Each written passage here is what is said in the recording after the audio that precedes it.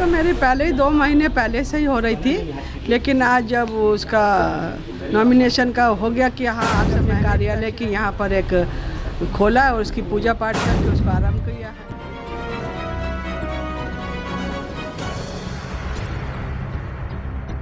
सितंबर को राज्य निर्वाचन आयोग के द्वारा नगर निगम व नगर परिषद के चुनाव की घोषणा की गई। चुनाव की तारीख की घोषणा होते ही प्रत्याशी ने जनसंपर्क अभियान तेज कर दी। इसी कड़ी में पटना की मेयर प्रत्याशी रीता रस्तोगी के द्वारा पटना सिटी के करचाड़ी गली में कार्यालय का उद्घाटन फीता काट कर किया गया, जिसके बाद मीडिया को संबोधित करते हुए चुनावी जनसंपर्क की बात साझा की।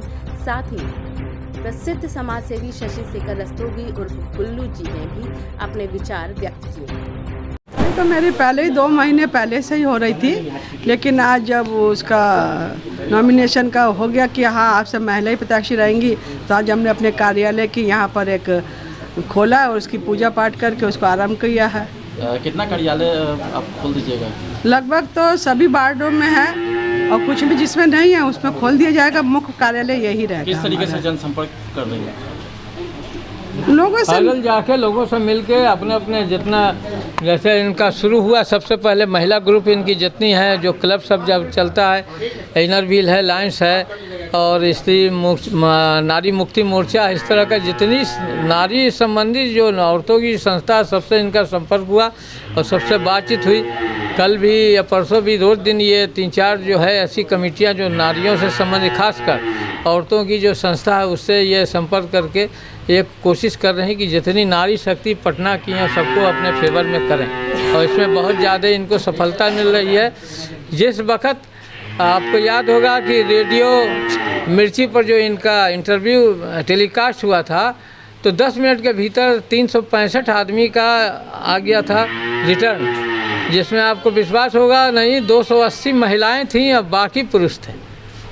सर तारीख की घोषणा हुई है, काफ़ी कम समय मिला है, क्या कहिएगा? नहीं, कम समय से मतलब नहीं है, मतलब आप अपने लोगों के बीच कितने पॉपुलर हैं, कितने लोग आपको जानते हैं। कम समय बेसी समय हमारे लिए महत्व नहीं रखता है, इसलिए कि खासकर पटना सिटी तो हमारा पूरा जाना पहचाना, घर घर में जाना है, इसलिए कम समय उनके लिए होगा जो कभी पब्लिक के बीच नहीं जाते हैं, नहीं करते हैं, उनके लिए। हमारे लिए चुनाव मुद्दा क्या रहेगा? मेन चुनाव का मुद्दा तो सबसे बड़ा वही है जो आप लोग भी झेल रहे हैं, सफाई की व्यवस्था, जो कानून की व्यवस्था है, नाली सड़क पक्कीकरण की व्यवस्था, महिलाओं के लिए सुरक्षा और उनके खासकर उनके बाथरूम जाने की जो समस्या है, उनको शिक्षा की समस्या, उनके स्वास्थ्य की समस्या। क्या लगता है इससे पहले जो मेयर थे वो काम नहीं किए? ये इसका कहने की बात नहीं है कि काम किया नहीं किया, ये अलग बात है। ये तो आप पटना में घूमते हैं, पब्लिक से पूछिए कि करती हैं कि नहीं करती, हम उसको क्यों कहें। लेकिन हमारा काम ये जरूर है